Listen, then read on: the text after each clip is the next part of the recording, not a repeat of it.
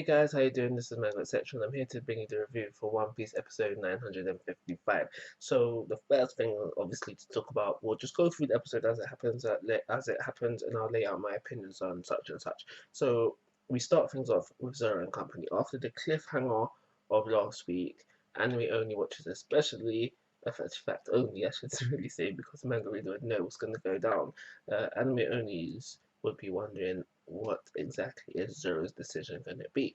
And now, based on real life conversations that I had with an anime only watcher, it seemed pretty cut and dry to them that Zoro was going to take Enma.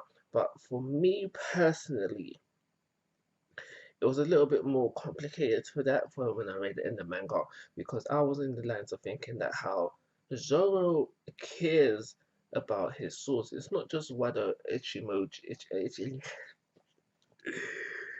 not just his main sword, his white sword that he got from his friend that he cares about. We have seen in the past that he does care about his other swords as well. And now, granted, we don't see him have a funeral for the two swords that Mihawk broke, but we do see him have a funeral for one of the swords that he lost during Enies Lobby. Well, the only sword that he lost during Enies Lobby, the sword that got rusted and he could no longer use it. In Philibok, he had a funeral for that sword. So for me, it just made me seem like Zoro cares about the swords that he has. And it's just basically this episode pretty much threw that trait from Zoro out the window if he had it. But I feel like he did have it. So for me, it was shocking and disappointing that Zoro would take Enma. I wouldn't have minded him having Enma if like for example one of his swords broke. Yeah, in fact that's the only reason. That's the only like way out of it, since that one of his other swords broke and therefore he again needed a replacement. So therefore he took Enma. But that could have been his other sword and he still kept Shishui and then it's Enma. So I kind of have a problem with Zoro taking Enma, and when I read it in the manga, I thought slight spoiler. When I read it in the manga, I thought that maybe he would take Shishui back, but just based on no spoilers actually, just based on how things are rolling out within the manga now, I don't think that Zoro will be giving Enma back. I think Enma's here with us for the long haul, so there's that. So I don't know. I'm asking you guys, do you think it was out of character for Zoro to take Enma? Because I pretty much think it does, because in the past he's shown respect for the swords that he had. He blatantly earned Shisui, and now he's just willing to give it up just like that for a better sword. I think it's out of character. So moving on, I think the next things to happen after that was finding out, was it straight into Lauren and Hawkins? But before that, just need to mention that how Momo's sister offers Zoro Enma, and we know that that was left to her through her dad just before his dad before Odin was captured by Orochi, and his other sword was offered to Momo. So going into the Hawkins and Law stuff, so obviously they had the fight off screen. That would have been nice to see, but there's something even nicer I would have liked to see. So during this scene, we find out, and this took me by shock when it happened, when I found out in the manga, that Kid was already working for Kaido when he was having this meeting with Kid and Kid and Hawkins. That came to me as a shock. But what we'll find out after that, not so much a shock. So we find out that when Kaido touched down, when he came crashing down, and he was faced, and they were faced to rather, were facing Kaido, Kid, and Hawkins. Kaido asked them, "Yo, Daddy's home." Kaido says to them, join me. Obviously, I'm not surprised by this. Kid and Killer said, nah, ban that, allow that. That's not happening, kind of vibe. But what we find out about what Hawkins does pretty much aligns with his character to me. He is very dependent on his cards and his success rates.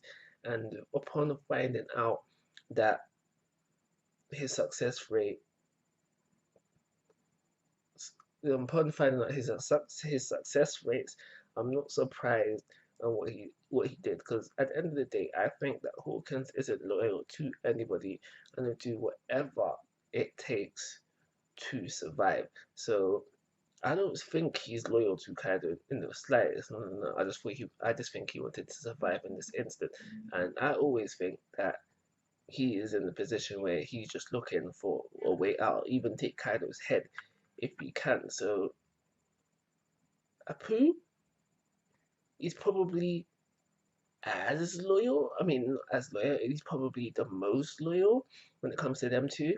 I still think that even Apu is sly, um looking for to catch Kaido slipping so he can take him out as well. But I'm more inclined to believe that Apu thinks that day will never come, whereas Hawkins is always looking for it.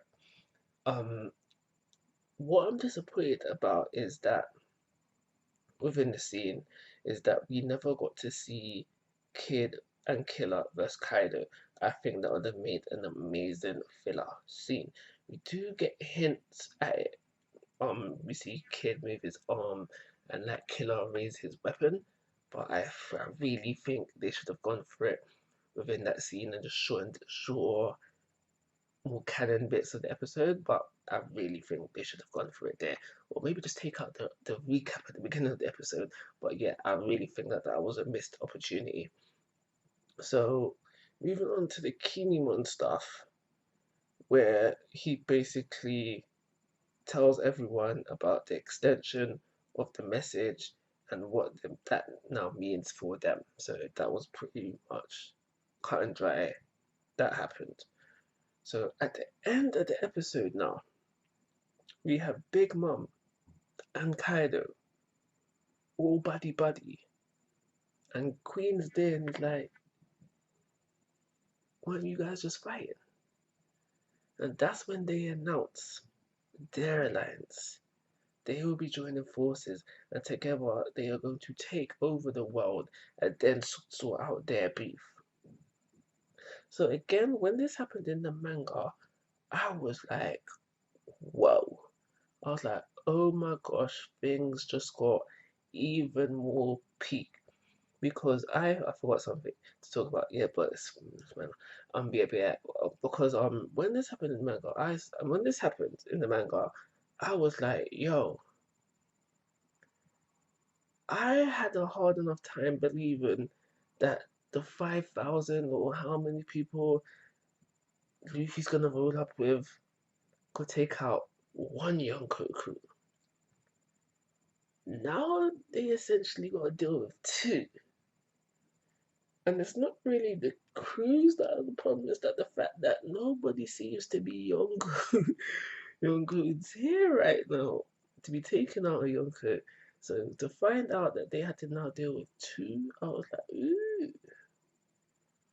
And I still feel this way being a manga reader, and we're now deeper into the series. I mean, like not that much deeper, but deeper into it. I still feel this way. My feelings haven't changed.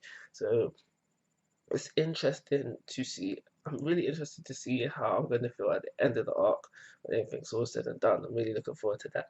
But the last thing to talk about is that the minor scene was, which again was cut and dry, was the trainer scene where we see that now Luffy has come, I'm not going to say mastered, but we can say he has come more accustomed to the Ryu and he's using it more effectively, more on his demand.